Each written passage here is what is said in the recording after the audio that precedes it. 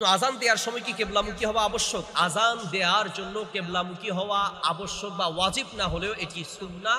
সাহাবীগণ আজান দেওয়ার সময় কেবলামুখী হয়ে দিতেন। এই জন্য যতদূর সম্ভব অবশ্যই উচিত আজান কেবলামুখী হয়ে দেয়া উচিত। এরপর প্রশ্ন, যিনি আজান দিবেন তাকে কি ইকামত দিতে হবে? স্বাভাবিক নিয়ম হচ্ছে যিনি আজান দিবেন তিনি ইকামত দিবেন।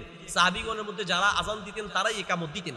বাকি কারণবশত মুয়াজ্জিন ইকামত না দিয়ে যিনি আজান দিয়েছেন তিনি ছাড়া যদি অন্য কেউ ইকামত দিতে চায় অসুবিধা নেই, দিতে পারবে। মুক্তাদির কি ইকামতের জবাব দিতে হবে? খুবই গুরুত্বপূর্ণ একটি প্রশ্ন। আমাদের অনেক মানুষই এই জিনিসটা আমরা জানি না। আমরা আজানের জবাব দেই কিন্তু একামতের জবাব দেই না।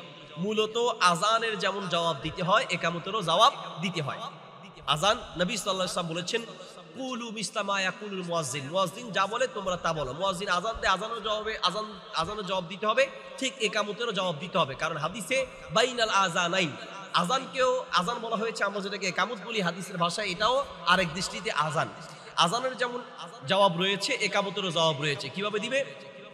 ওই আজানের মতোই সবকিছু একই রকম, শুধুমাত্র কদ কামাতিস সালাহ এখানে আসলে কদ কামাতিস সালাহর জবাবে কি বলবে এটা নিয়ে আলেমদের মাঝে একটু মতভেদ আছে। একটি রিওয়ায়াত আছে যে রিওয়ায়াতে আকামাহাল্লাহ ওয়া আদামাহা বলা আছে।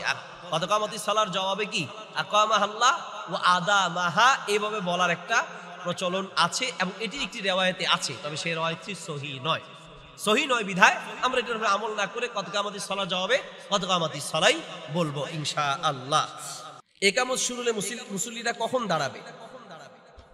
একামতের শুরুতে নাকি হাইয়া আলাস সালাহ বলার সময়? আমাদের সমাজে অনেকে আমরা দেখি যে একামত শুরু হলে তারা বসে থাকে, যখন হাইয়া আলাস সালাহ বলে তখন তারা দাঁড়ায়।